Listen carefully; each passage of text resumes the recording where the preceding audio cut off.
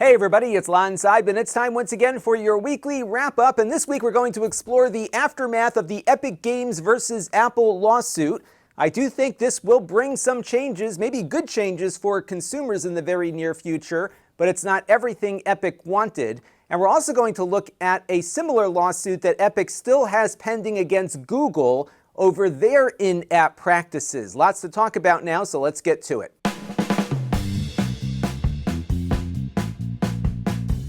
So let's first take a look at the Epic versus Apple case and what Epic was hoping to achieve. What they really wanted here was for the judge to declare the iOS App Store a monopoly and force Apple to allow the installation of third-party app stores.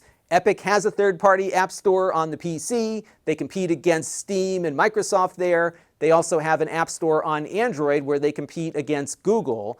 And they cannot install an app store on iOS because it is a closed platform. And they were trying to make the argument that Apple has this monopoly control over their platform. The judge disagreed with that, largely because gamers have a lot of different choices as to how they buy their games. And if a gamer doesn't like Apple's closed ecosystem, they can go to Android, or they can go to the Switch or the Xbox or the PC. There's really no monopoly here, according to the judge, when it comes to gaming. And if you really hate Apple, as I know many of you do, you don't have to buy their products. And right now, really, Apple doesn't have a monopoly in the gaming space. But Epic did score a big win against Apple related to in-app purchases, because right now, Apple requires everyone to use Apple's payment systems, which take 30% of every sale. That's for an app, that's for a subscription, and for an in-app purchase. If you're a big developer like Epic, it's 30% of the sale. And the judge ruled that Apple's practices in this area have some issues because they are steering customers to the Apple solution and not providing the customer with lower cost alternatives, which clearly do exist out there. And the judge said that that violates the anti-steering portions of federal law. And as such, the judge issued an injunction to ban Apple from going after developers should they give customers a choice inside of an app to purchase content. And they also prohibited Apple from halting communications between developers and their customers to tell them about other alternatives to save money. Because right now, if a developer emails you to say, hey, you can buy this through Apple, but we'll charge you 30% less if you buy it directly from us, that practice is against the rules, and Apple will ban developers for sending out those kinds of communications. Once this injunction takes effect, Apple cannot stop that communication from happening. So I do think, ultimately, we will get some more choice on the Apple App Store insofar as in-app purchases are concerned. The app still has to be purchased through Apple, but I do think this opens the door for developers to give customers some choices about how they pay for things and find some opportunities perhaps to save some money in the process. And this is a big money decision not only for Apple but for developers. So take a look at this document, which is a response to the Epic lawsuit from Apple. Apple says that Fortnite on iOS alone earned $700 million over the period of time that Fortnite was available. Fortnite is no longer available because Apple kicked Fortnite and Epic off the platform completely because they purposely installed a third-party payment option inside of their app, which was in violation of Apple's terms of service. So Epic purposely rattled the cage, they got kicked off, and then they filed the lawsuit. That was the chain of events here. And of that $700 million that Fortnite earned over that period of time, $210 million went to Apple in fees. And this is why Epic wanted a better deal, because if they're processing the payments directly, they're maybe spending 1 or 2% on each transaction versus 30%. And that's a lot of money. And just to give you a real-world example of what this looks like right now, take a look at YouTube Premium. This is the YouTube subscription plan that gets rid of the ads. And if you go on their website, you get a 3-month trial, and it's $11.99 a month. If you load up the YouTube Premium option within the iOS YouTube app, you get only a 1-month free trial, and they charge you $4 more per month. Isn't that crazy? And the worst part here is that YouTube is prohibited by Apple's terms from telling you that there's a cheaper option through the web page. They could even put a link in the app and say, click here and pull up a web page. They are prohibited from doing so. And this is what the judge means by steering, because they're not telling customers that there's a cheaper option available. And if YouTube were to do that, they would get every Google app kicked off of the iOS platform. So they stay silent and don't tell you that there's a better deal. Now, Apple did loosen things up a little bit last month after a separate lawsuit with developers was settled out of court. And that settlement allows developers to email their customers about alternatives to App Store billing. But I don't believe that would have changed anything related to the practice of not telling customers when they're being acquired that there are alternatives. And additionally, this would require the customer to turn over their contact information to the developer, because Apple does not provide developers with email addresses of who purchases their software. Now, one odd thing that came out of the Epic and Apple case is that Fortnite earned about $12 million in that short period of time in which they had that secondary payment option available. And because that was against Apple's terms of service for developers, it was a breach of contract on the part of Epic. So the judge is requiring Epic to pay 30% of the $12.1 million that they earned through that secondary payment option before Apple kicked them off the platform. So rolling forward, should that injunction go into effect, this will not be an issue any longer. But because this happened before the injunction and Epic had agreed to the terms, they're going to have to pay about $3 million in change to Apple because of what they earned outside of the Apple payment ecosystem. Now, although Epic was partially successful in the case against Apple, they are appealing the ruling and hoping that an appeals court might agree with them on Apple's alleged monopoly position. Epic is also, though, suing Google on very similar grounds, and what they did with Google was very similar to what they did with Apple. They installed a third-party payment option inside of Fortnite to give people the same amount of stuff for less money. Google found out about it and kicked Fortnite off the Google Play Store. But what makes the Google case more complex is because Android is more open than iOS, and Android allows users to install their own app stores on the platform, and there's easily a dozen different ways that you can get some other app store running on your phone.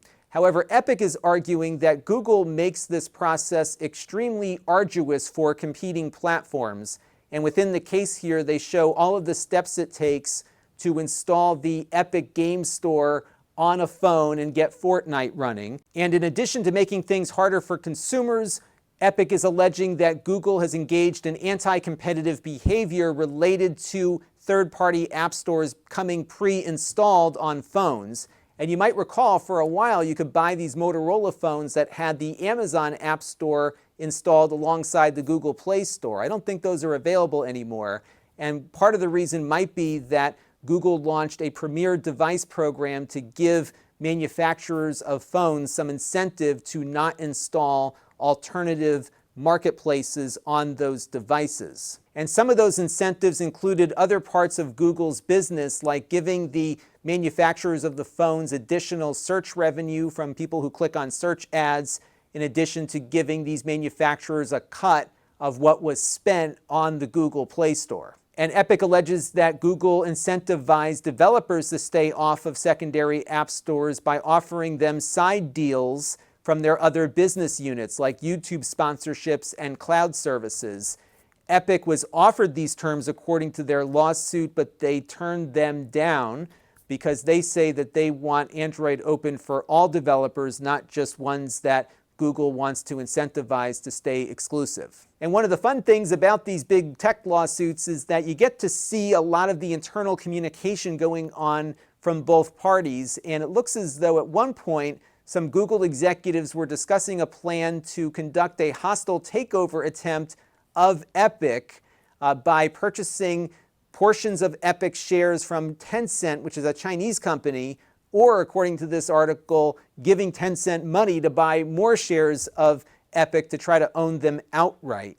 Crazy stuff. Definitely check out the article that you can see on screen here, and we'll no doubt be returning to this topic once this lawsuit gets underway.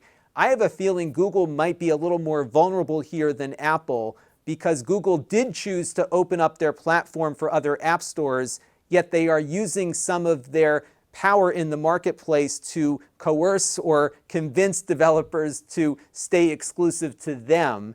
And there might be a little bit more liability here with Google on the App Store side.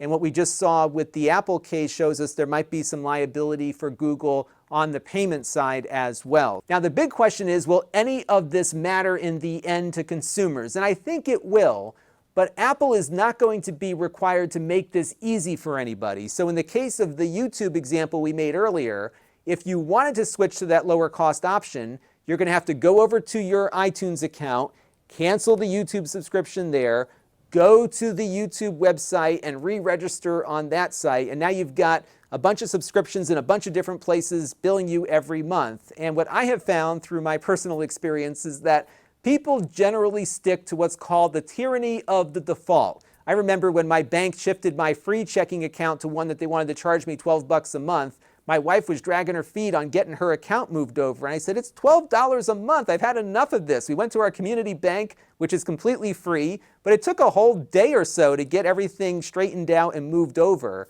And a lot of times people just go with the default because it's easier. So there will be more to come on this. I'm really eager, though, to see how inconvenient Apple tries to make this process for developers and users. Maybe I'll be surprised, but I doubt it. Keep an eye on that, and keep an eye on the Google case. Court Listener is a great nonprofit site to do that, and you can check it out at Lon.TV/Epic Google Court to get all the latest updates in the case, and you can also dive into a lot of the motions and other things that are going back and forth between the parties here. There's always some good reading on that site, so check it out if you're interested in the case. Now, this week's wrap-up, as always, is being brought to you by all of you, and we have a new Patreon subscriber to thank, John Gilbert. I want to thank John and everyone who's been contributing on an ongoing basis, and all of you who watch on a regular basis too, because all of those things equal channel growth. And if you want to support the channel, you can. You can go to Lon.TV/support and make a monthly or a one-time contribution through my donor box page. And speaking of fees, donor box takes the least amount of fees out of your contribution. So Google takes 30%. I forgot what Patreon is, but they're, I think, close to 10% when you factor all the different things into place. And donor box for me is typically between 2 and 5%, depending on the amount of the contributions. So there you go. The fees impact everybody everywhere, but at least you have choices as to where you can contribute to for your favorite creators. And I try to make it available everywhere. So we do support the YouTube membership program and Floatplane and Patreon. And again, if you just want to watch, that's cool too. Every little bit helps. Now, we have some other ways to engage with the channel. We've got my Amazon shop where you can watch my videos ad-free. And most of what I post here as far as product reviews are concerned end up over there. We also, of course, are on Floatplane, and we do live streams quite a bit. And you can see an archive of my live streams, also ad-free, at Lon.TV/livestreams. Now, you can engage with the channel in a bunch of different ways. We've got my email list, which is very infrequent. We only send out an email when something's going on. I might send one out this week to let you know about my plans for covering the inspiration for a SpaceX launch. I decided not to go down there. There's not a lot of things the press can see at this one, so we'll do it from here. I think it's going to be a fun get-together, so I will send out an email once I know the details as to when the launch time is. And if you want to engage with us in other ways, you can go to my new Discord channel at Lon.TV/Discord, and I got to start popping in there a little bit more often. But Brian Parker and Mark Dell, who have been managing that for me, will be more than happy to welcome you, and I will pop in from time to time as well. And we have our store at Lon.TV/store to check out, and that's where I sell previously used items that I reviewed here on the channel.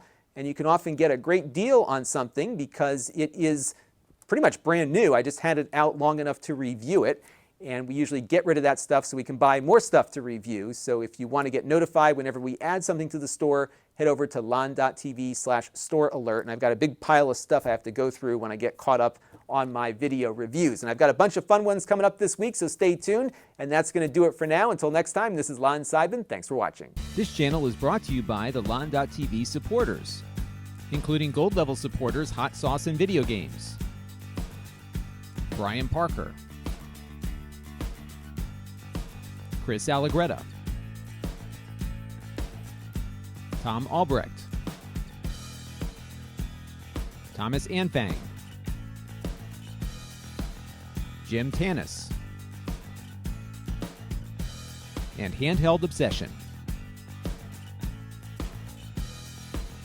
If you want to help the channel, you can by contributing as little as $1 a month.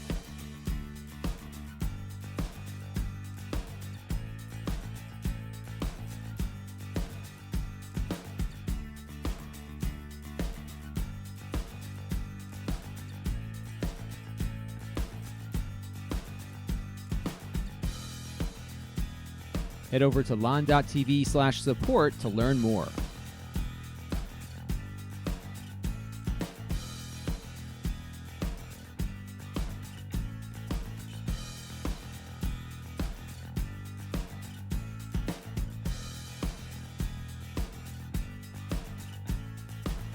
And don't forget to subscribe. Visit lon.tv/s.